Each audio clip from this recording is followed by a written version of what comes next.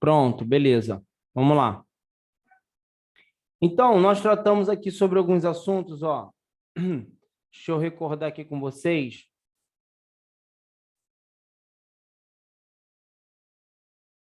Sobre a questão desses elementos aqui, sobre o prato Keara, né? Que tem esses elementos aqui. Deixa eu ver o prato aqui, ó. Aqui, ó, esse prato aqui. Vocês lembram disso, tá?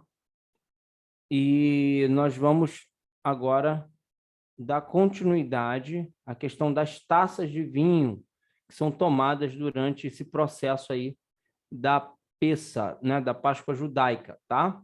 Tomam-se 4 taças, tá? Carlos e Arlete estão entrando aí. Tomam-se 4 taças de vinho durante Pessa, durante a Páscoa, que simbolizam a redenção do povo, como descrito em Êxodo 6, 6, 7. Vamos abrir lá em Êxodo 6? Êxodo, capítulo 6, versículos 6 e 7. Dentro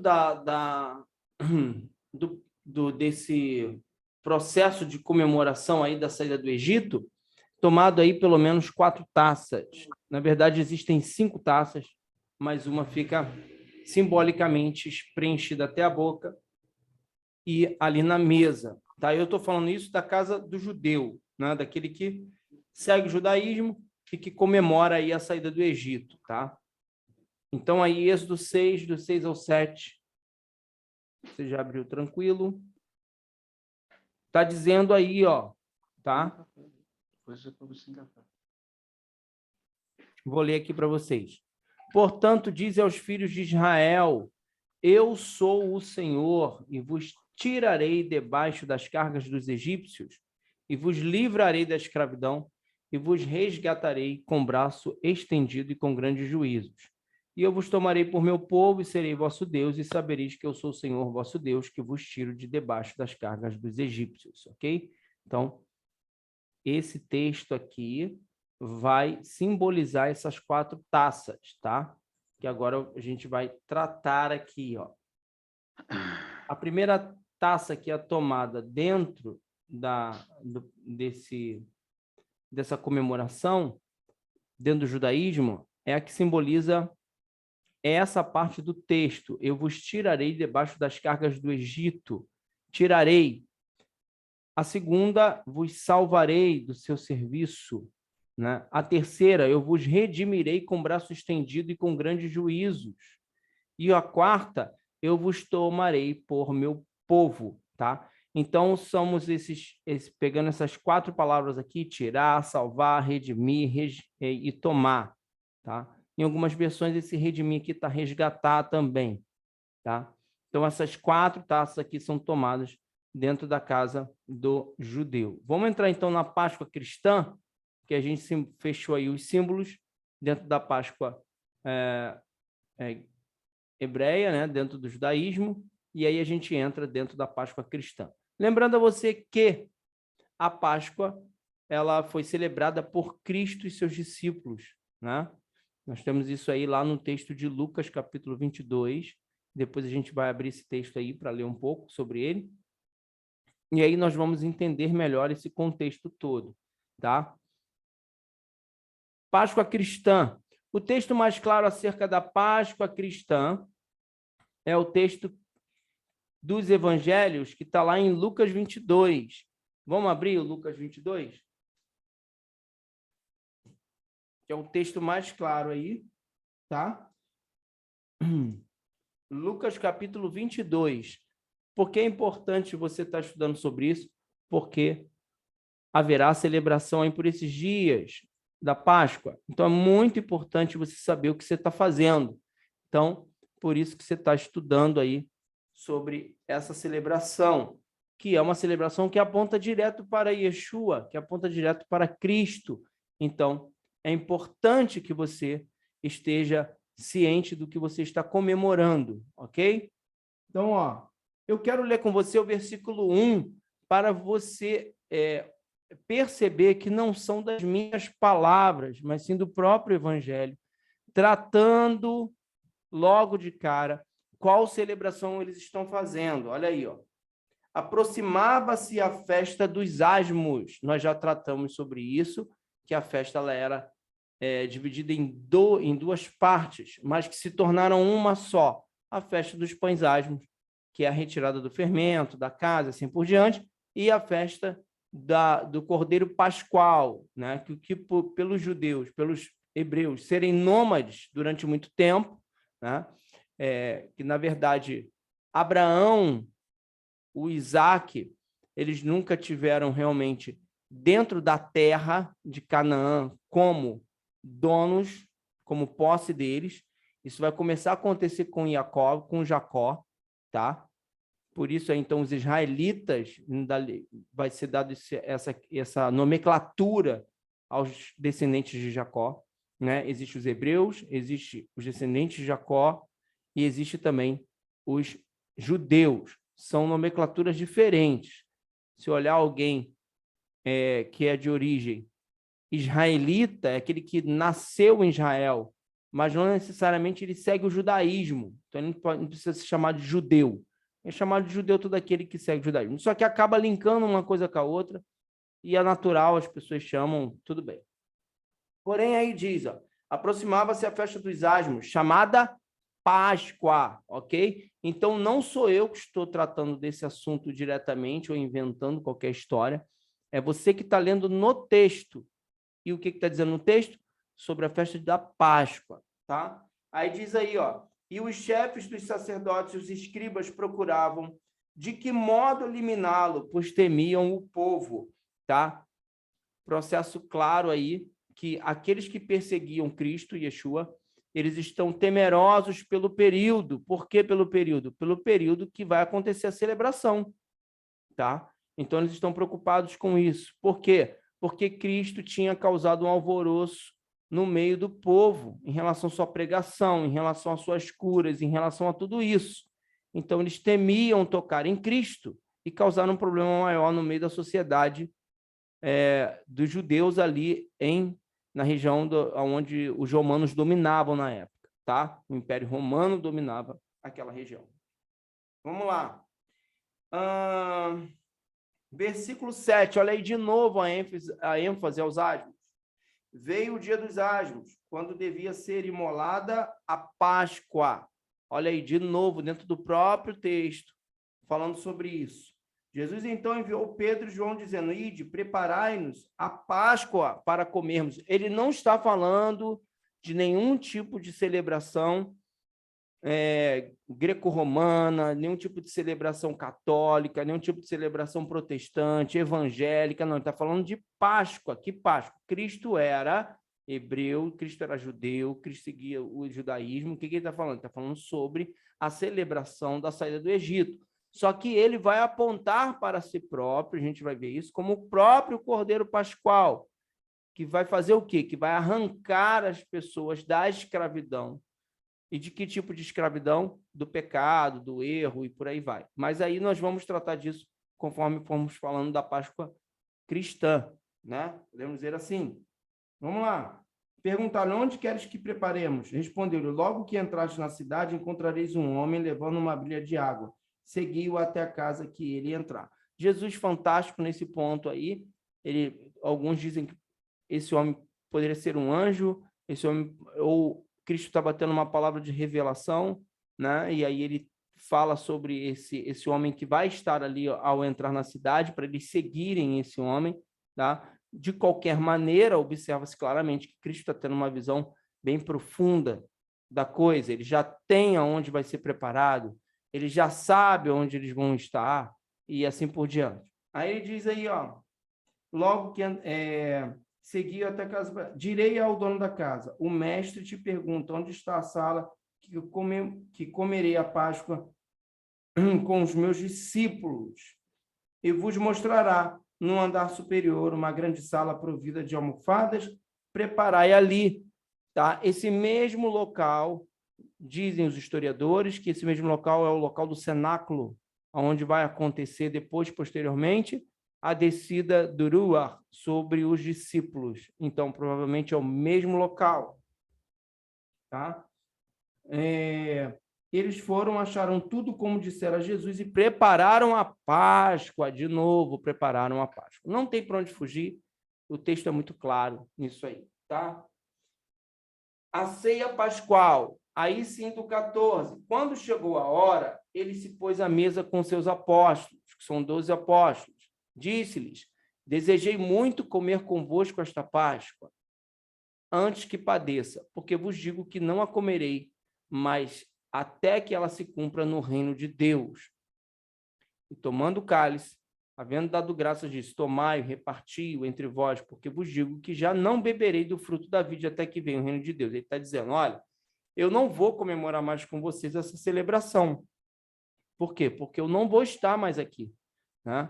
Ou seja, vai acontecer algo e eu não vou estar mais presente na próxima celebração, somente no reino do Eterno, somente no reino do Pai.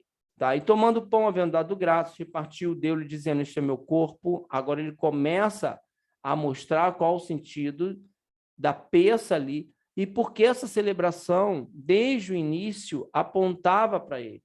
Né? Ele está dizendo aí, ó, o meu corpo, fazer isto em memória de mim. Semelhantemente, tomou o cálice depois da ceia, dizendo: este cálice é o Novo Testamento no meu sangue, que é derramado por vós. Tá?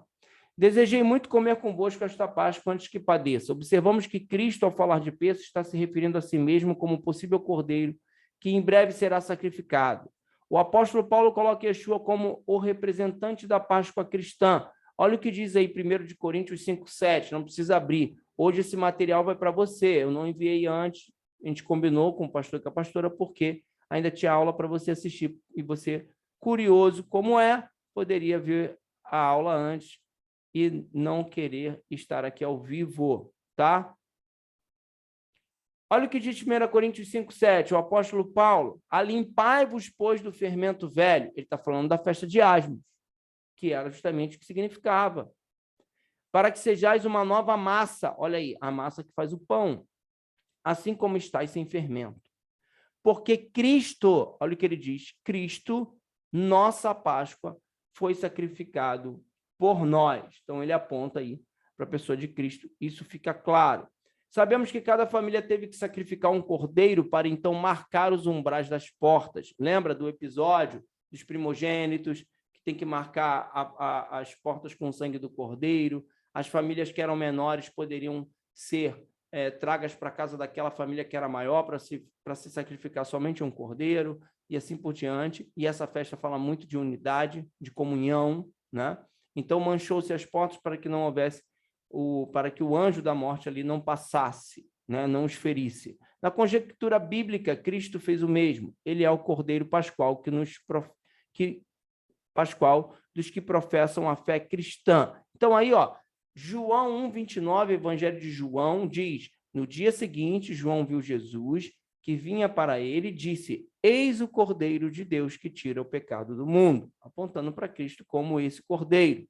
1 de Pedro 1:19, tá? O apóstolo Pedro aí escrevendo: mas com o precioso sangue de Cristo, como de um cordeiro imaculado e incontaminado. Olha aí outro texto, carta aos Hebreus, capítulo 9, versículo do 13 ao 14. Vou ler para você. Porque se o sangue de touros e bodes e a cinza de uma novilha espargida sobre os imundos os santifica, quanto à purificação da carne, quanto mais o sangue de Cristo, que pelo Espírito eterno se ofereceu a si mesmo imaculado a Deus, purificará vossas consciências das obras mortas para servirdes ao Deus vivo. Ou seja, aí a carta aos Hebreus, o escritor está perguntando aí se o sangue de Cristo não é mais poderoso em relação ao sacrifício que era feito dos animais, ok? Perfeito. A passagem, o significado da palavra Páscoa ou peça é passagem. Quando Yeshua se propõe ser sacrifício pelo pecado de toda a humanidade, ele, na verdade, está sendo o ponto de contato, a passagem, ok? O caminho para que este encontre o Eterno, como relatado em vários textos do Novo Testamento. Carta aos Hebreus novamente. Mas agora alcançou ele ministério tanto mais excelente, quanto é mediador, ele é o ponto de passagem, de uma melhor aliança, que está confirmada em melhores promessas. Hebreus 9:15. E por isso é mediador, ponto de passagem, de um novo testamento, para que, intervindo a morte para a remissão das transgressões que havia debaixo do primeiro testamento. Que primeiro testamento? A Torá, a lei, né? Os chamados recebam a promessa da herança eterna. João, Evangelho de João 14:6, disse-lhes Yeshua, eu sou o caminho, a verdade, a vida. Ninguém vem ao Pai senão por mim. Então, ele é a ponte, ele é a passagem, ele é a conexão com o eterno. 1 Timóteo 2:5, porque há um só Deus e um só mediador entre Deus e os homens, Jesus Cristo, homem, ok? Então, esse é o ponto de contato, é o ponto de passagem. É também importante lembrarmos da questão de Moisés, o grande legislador judeu, que foi a peça-chave de contato entre Deus e o povo de Israel durante a saída do Egito. Correto? Ele foi chamado para uma missão, que era retirar o povo de Israel do Egito, tá? Ou seja, arrancar eles lá daquela escravidão, durante ainda a permanência no deserto e a conquista da terra prometida. Se olharmos atentamente para esses fatos, veremos que Yeshua se portou de forma similar, e ainda não somente, mas era o próprio Filho em manifestação segundo o cristianismo. Como está relatado em Hebreus, olha aí o que diz em Hebreus. Olha o textinho aí, Hebreus 3, do 1 ao 6. Vou ler para você. Por isso, irmãos santos, participantes da vocação celestial, considerai a Jesus Cristo, apóstolo e sumo sacerdote da nossa confissão, sendo fiel ao que constituiu, como também o foi Moisés em toda a sua casa. Olha aí a conjectura que está sendo feita pelo escritor de Hebreus. Porque ele é tido por digno de tanto maior glória do que Moisés, quanto maior honra do que a casa tem aquele que a edificou. Porque toda a casa é edificada por alguém, mas o que edificou todas as coisas é Deus.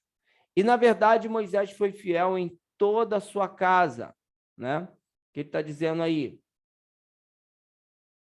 Como servo, para testemunho das coisas que se haviam de se anunciar.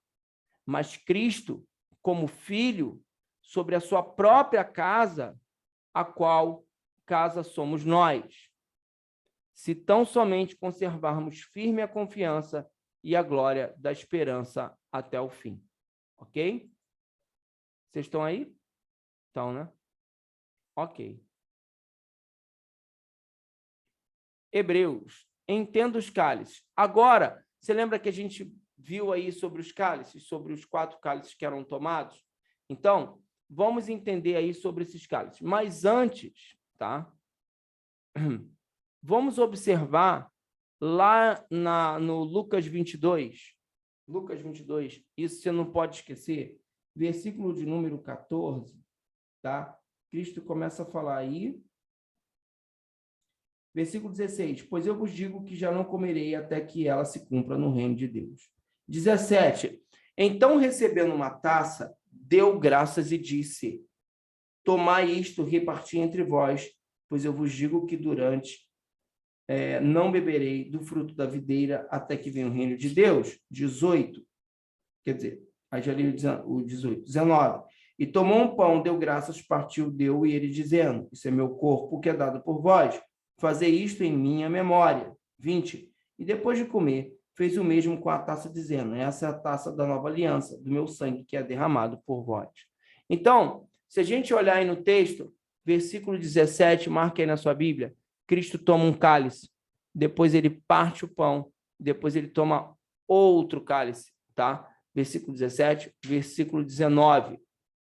Ora, por que é citado 2 vezes o cálice aí no Evangelho de Lucas?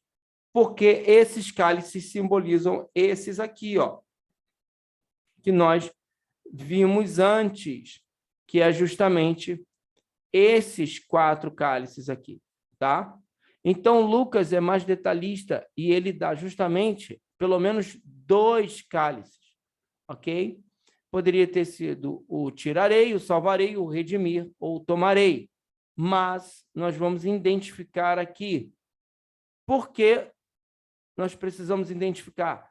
Para entender o que Cristo está falando E o próprio escritor Lucas está escrevendo sobre o próprio Cristo, tá? Porque, na verdade, a Páscoa celebrada naquele momento é a Pessa judaica, pois todos ali eram judeus. O que queremos dizer com isso? Vamos lá. O resgate e a restauração de todas as coisas se faz pelo aprendizado original dos fatos. Há uma grande revelação acerca dos cálices, pois o texto cita justamente o segundo e o terceiro cálice da Pessa judaica, tá? Vamos lá.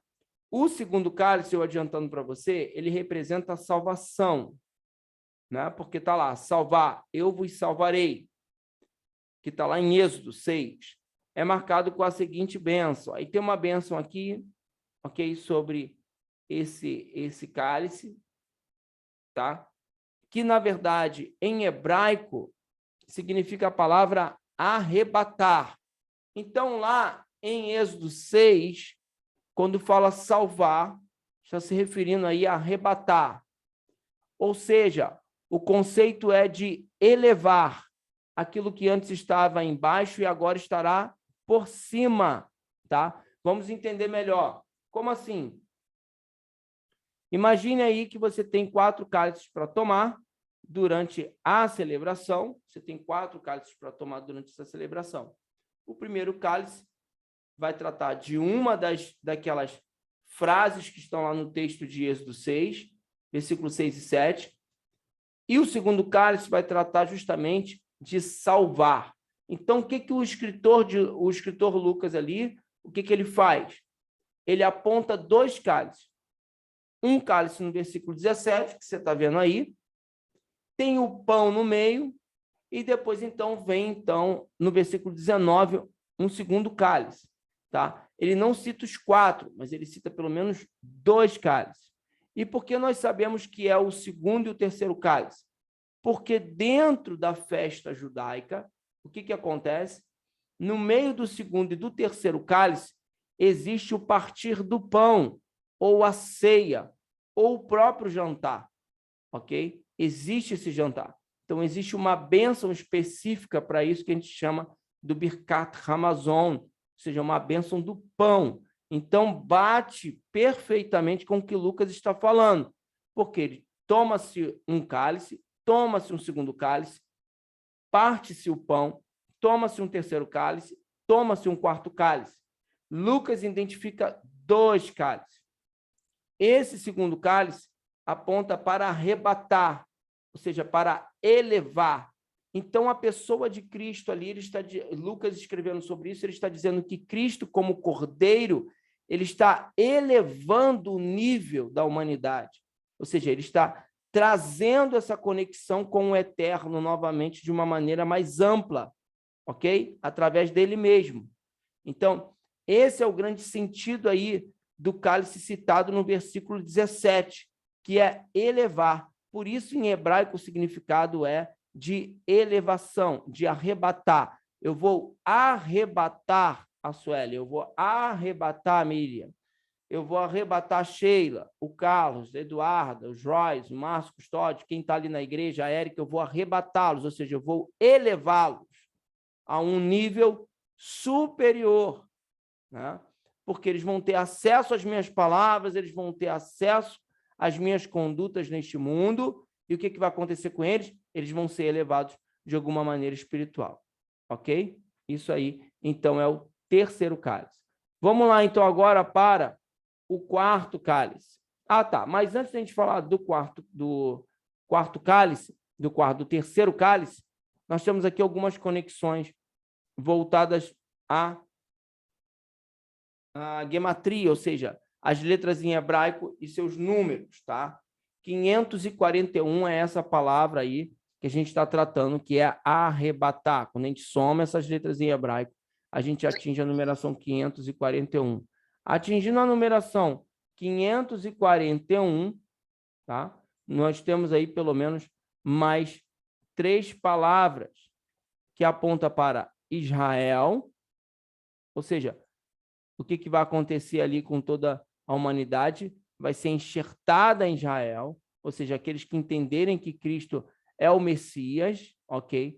Aponta também para a festa de pães asmos, que é a festa que está sendo celebrada, ok? Então, pães asmos em hebraico é 541, que aponta para a purificação, ok? Então, Cristo, nesse sentido aí de arrebatar, ele está purificando, tá? Com seu sangue, aqueles que acreditam no seu sacrifício, e também aponta, ó, para mandamentos em hebraico, 541, ou seja, que através agora das palavras de Cristo, através da, vamos dizer assim, da busca pela palavra, porque ele mesmo aponta para a palavra, a como haver uma elevação, a como eles serem elevados para um patamar maior, superior, né? Aqui a bênção sobre o vinho, ok?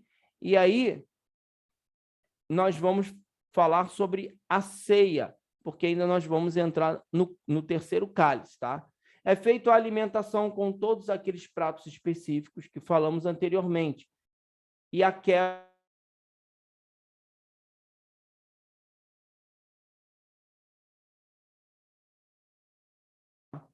então, ó, palavra. Tá conseguindo me ouvir? Tá? Então tá beleza. É porque aqui deu que a minha internet está instável. O pão simboliza também a unidade do povo com a vinda do Messias. Olha aí, ó. Tábuas de pedra em hebraico tem também numeração, ó, 541. Olha que interessante. Então, a palavra escrita, apontando em relação diretamente à questão do pão, tá? O terceiro cálice que representa a remissão ou resgate. Então, nós temos aí no meio dos dois cálices o partir do pão, e aí nós entramos no terceiro. Só pode ser tomado logo após a bênção do Birkat Hamazon, a bênção de graça após a refeição. Essa bênção é sempre introduzida nas festividades e também no Shabat.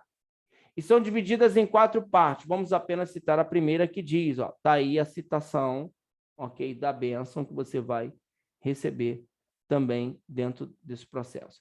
E aí, gente, o terceiro cálice aponta para a palavra resgatar. Resgatar em hebraico está assim. Então, como a gente lê aí em alguns pontos de algumas traduções, que ali é um processo de restauração, é um processo ao mesmo tempo de resgate. Então, Cristo, o que ele faz? Ele não somente vai salvar, elevar, mas ele também resgata. O conceito dessa palavra avança para o ato de se ter alguém próximo, parente, que assume uma dívida. Era como se Cristo estivesse assumindo a sua dívida. Quando somada, essa palavra atinge valor 450 em hebraico, essas letras aqui em hebraico, quando somadas dá 450, que se conecta com outra palavra que está no texto abaixo, olha aí, ó. E quando trouxeram para o exterior, ele disse, fugi por tua vida, nefesh. A palavra nefesh em hebraico é alma. Olha aí. Então, se o segundo cálice fala de salvar, fala de elevar, o terceiro cálice fala-se de resgatar a alma, nefesh, resgatar a alma. Não olheis para trás de ti, nem fiques com toda a planície, fuja para a montanha para que não seja consumido. Então, a palavra nefesh, em hebraico, que é alma, está tratando justamente disso. Esse nível de alma, palavra nefesh, é responsável pelos sentimentos e pela inteligência natural do ser humano. Imaginação, memória, inteligência e vontade. Escrevi 2 vezes inteligência. Simplificando, Deus está resgatando o intelecto humano, trazendo uma alternativa para uma mudança mais profunda do ser. Então, vocês estão entendendo como a Páscoa ela é importante na comemoração?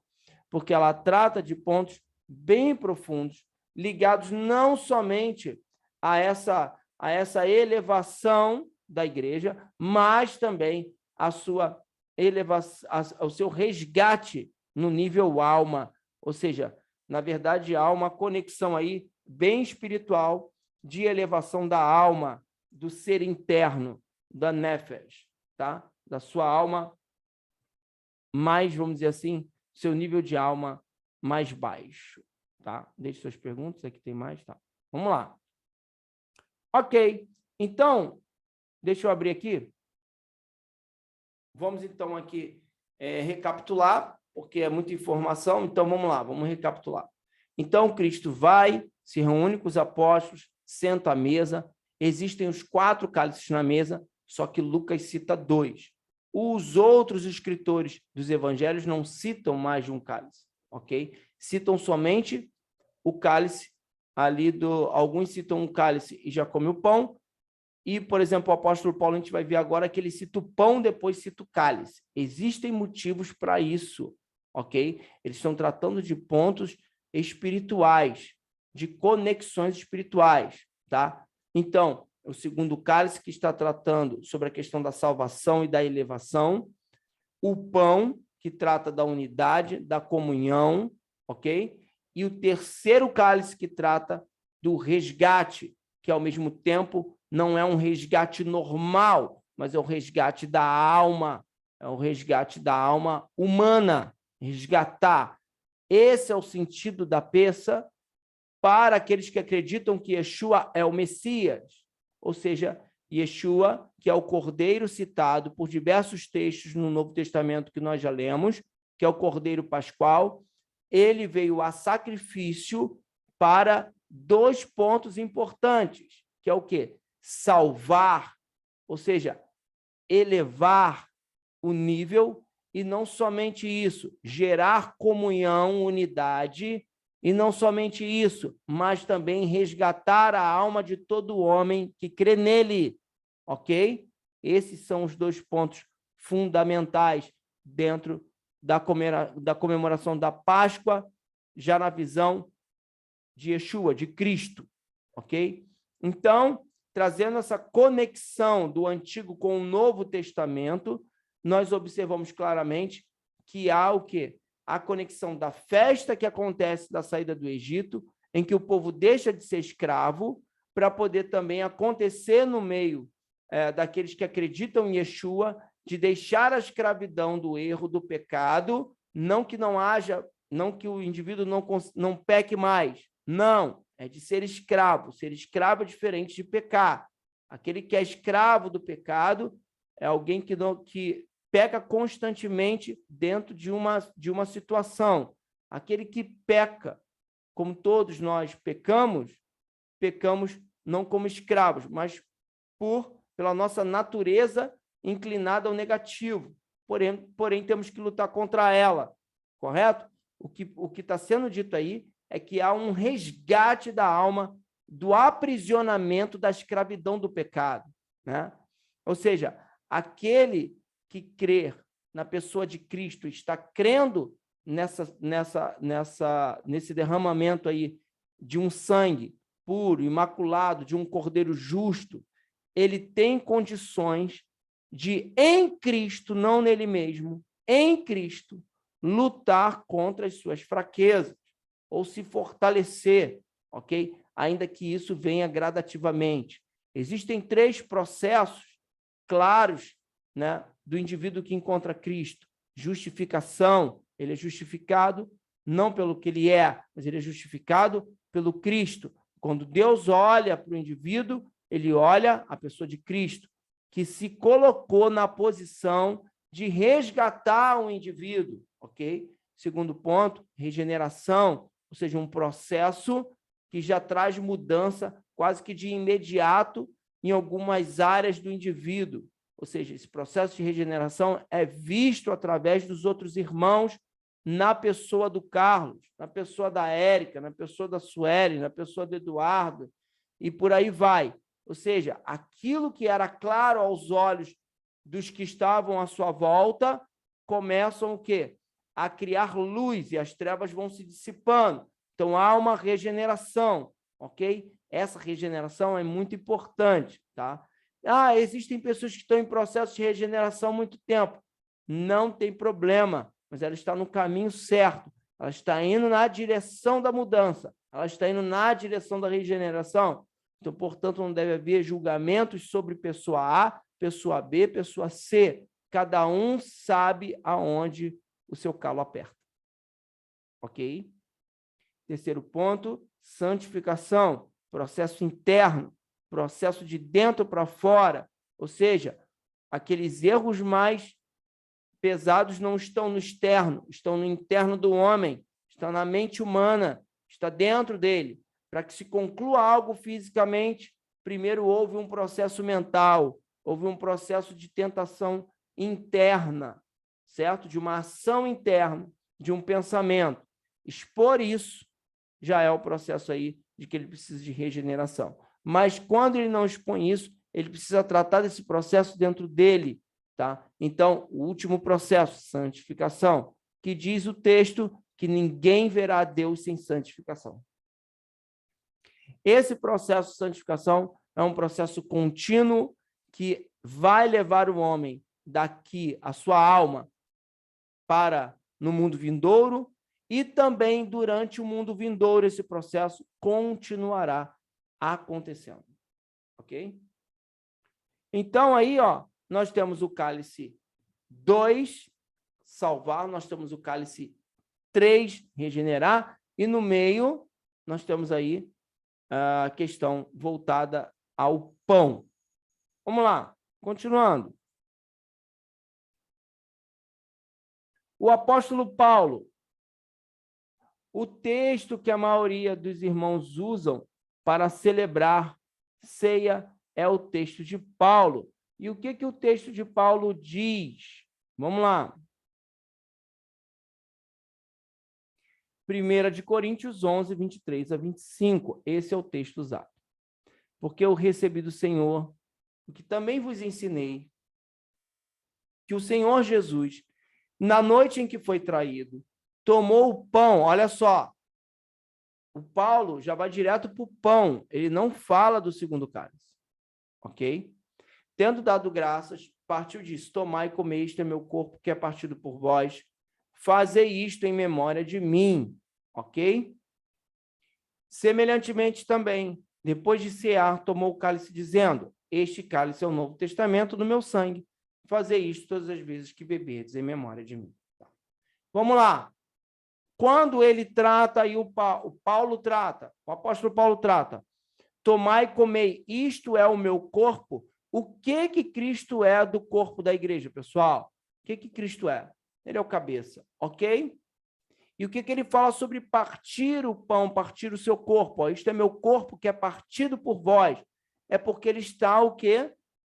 Dizendo, espiritualmente falando, que aqueles que participam dessa Eucaristia, perdão, o nome mais ou menos esse, tá?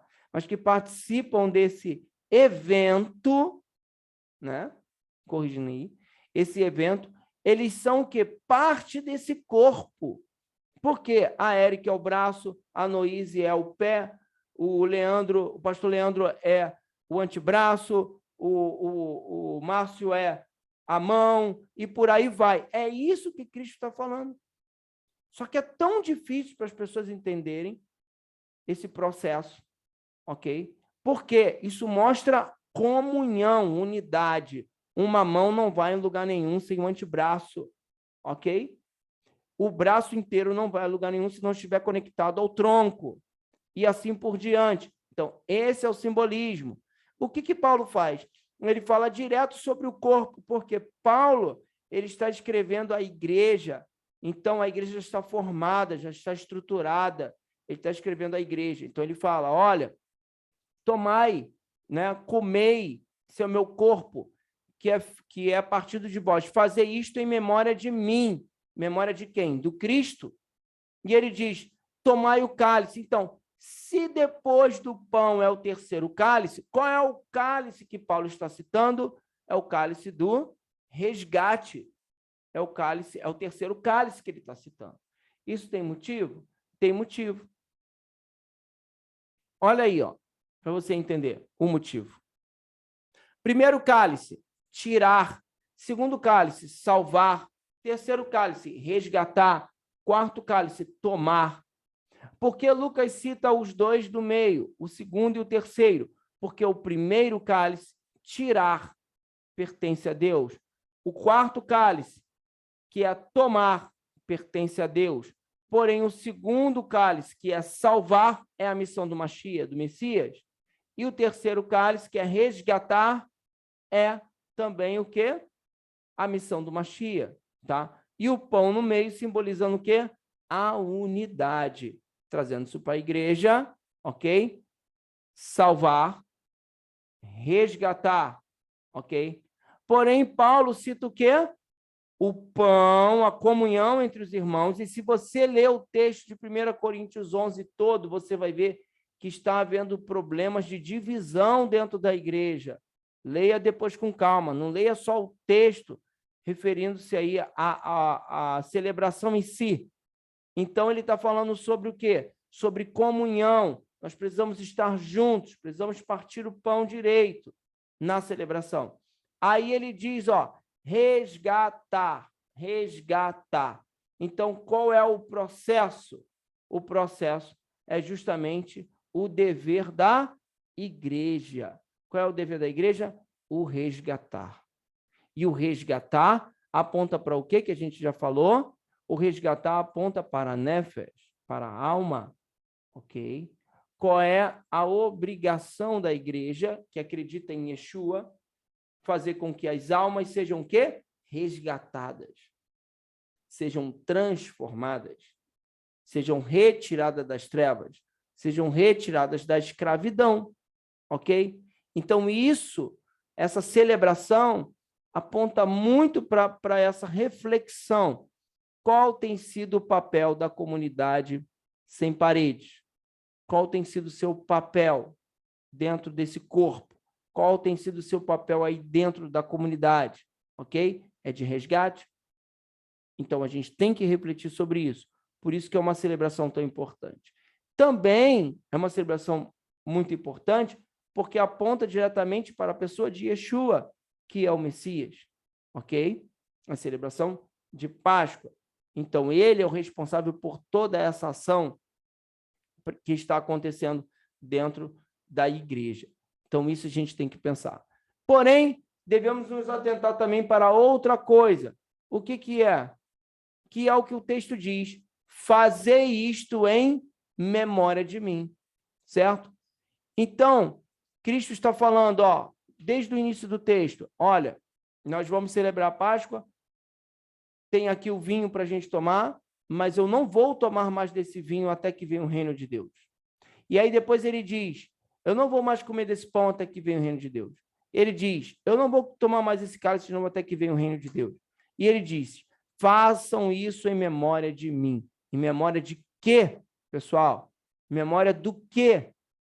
O que está para acontecer com Cristo nesse processo aí? Sua morte. Sua ressurreição, que vai acontecer em Páscoa, ok? O que vai acontecer em Páscoa? Em Páscoa ele é preso, em Páscoa ele é julgado, em Páscoa ele morre, mas em Páscoa também ele ressuscita. Então, qual é a grande celebração em Páscoa? É justamente essa, ok? É olhar para esta memória. Vamos lá. Se é para olhar para esta memória, qual é a memória? A festa de Páscoa, a festa de Pêssah, que simboliza a prisão, a morte e a ressurreição do Cristo, né? Messias. Se é para olhar para isso, por que então se celebra a ceia todo mês? Não tem sentido nenhum. A ceia só se celebra na festa de Pêssah, de Páscoa, quando se celebra esses pontos de memória em relação à prisão, em relação à morte, em relação à ressurreição de Cristo. As pessoas confundem essas celebrações mensais por conta de outro evento. Que outro evento? O evento de Atos capítulo 2. Vamos abrir lá em Atos capítulo 2? Atos capítulo 2.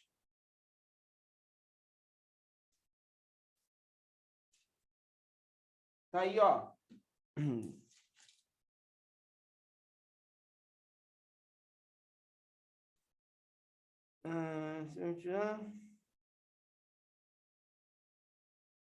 Versículo 42.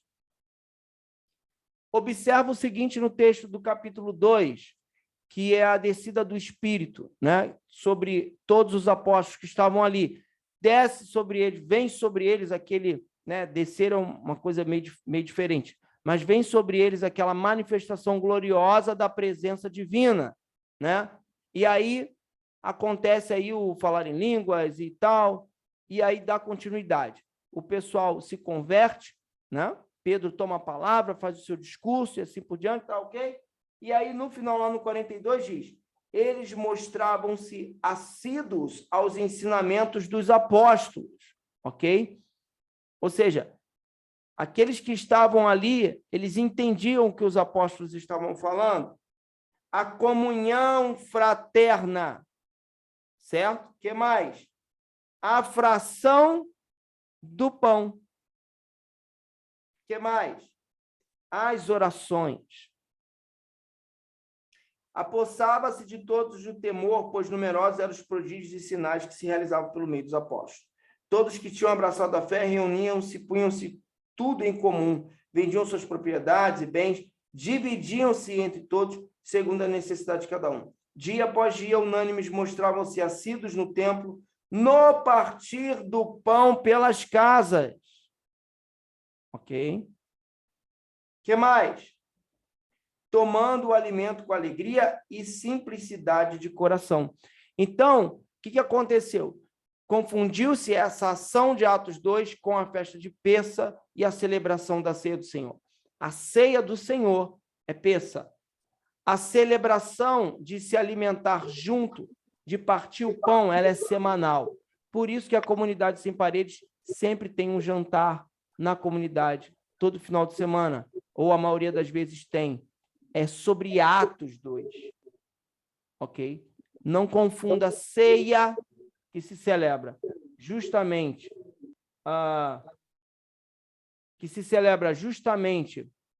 a ressurreição de Cristo com essa comunhão entre irmãos.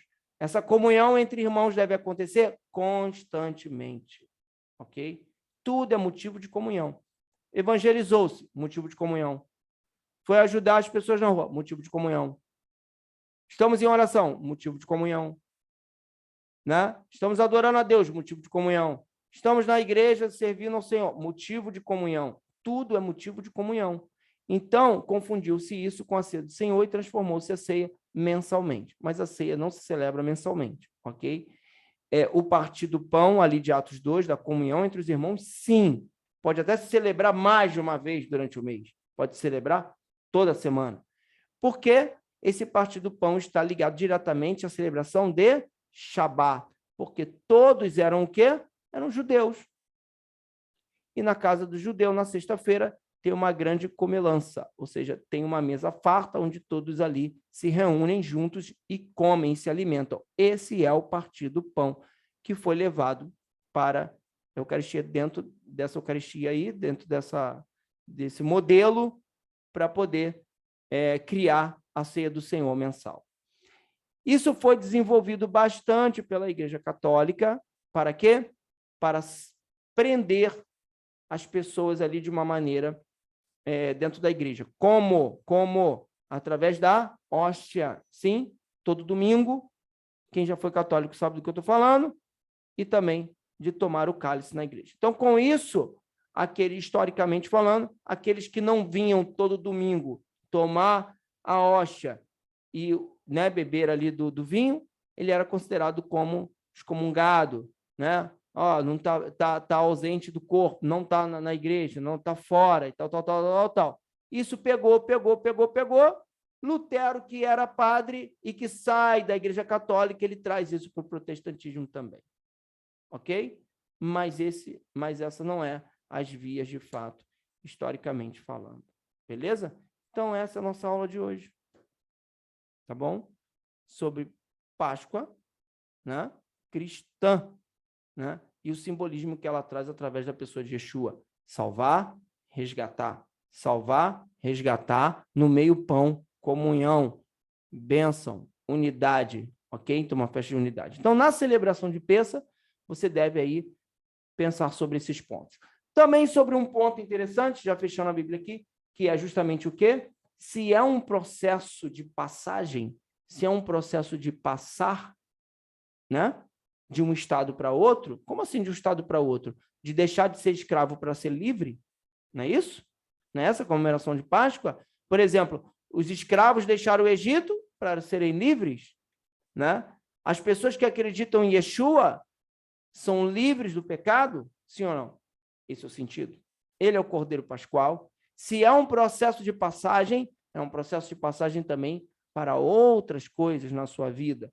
Processo de passagem de doença para a saúde, processo de passagem de escassez para abundância, processo de passagem de, vamos dizer assim, de coisas negativas para coisas positivas e assim por diante. Então, essa festa no mundo espiritual, ela tem essa força de passagem. Então, quando for haver a celebração, quando você for celebrar, né, anote um papel, algo que você quer passar. Eu quero passar disso para isso. Eu quero deixar de ser isso para ser isso. Eu quero deixar de ser preguiçoso para ser mais produtivo. Eu quero deixar de ser, como é que se fala? Vamos dizer assim, orgulhoso para ser mais isso. Eu quero que minha vida financeira que está quebrada possa prosperar de alguma maneira. Eu quero deixar essa escassez. Chega disso. Esse é o processo. Olha o que um escravo vive, né? O que um escravo vive? Ele tem opção? Um escravo? Ele não tem opção. Um escravo tem opção? Não tem opção. A opção dele é a opção do mestre dele, daquele que comanda ele. Só que quando ele é livre, ele tem opção. Só que tem gente que é tão escravo durante tanto tempo, que quando ele é livre, né, muitas das vezes ele não sabe nem o que fazer, porque a mente dele está cauterizada, a mente dele está tomada. Existe um filme chamado Um Sonho de Liberdade, não sei se você já viu esse filme, depois você veja com calma, que é Morgan Freeman e a doutora Érica, aí se eu falei o inglês errado, mas tal, essa galera aí, você vê que tem algumas situações no filme que tem um preso, depois de 25 anos preso, o cara consegue a liberdade e ele se enforca. Por que ele se enforca? Porque ele não sabe viver em sociedade. Ele ficou preso tanto tempo que quando ele sai, ele não consegue viver em sociedade. Mas as 7 chamas estão sobre você, né? Então, sabedoria, entendimento, fortaleza, conselho, conhecimento e temor. Então, sobre você está isso. E sobre você, você tem uma ação espiritual mais ampla. Então, que você possa sair desse processo que você está e avançar para processos maiores e melhores para a glória do Deus eterno. Beleza?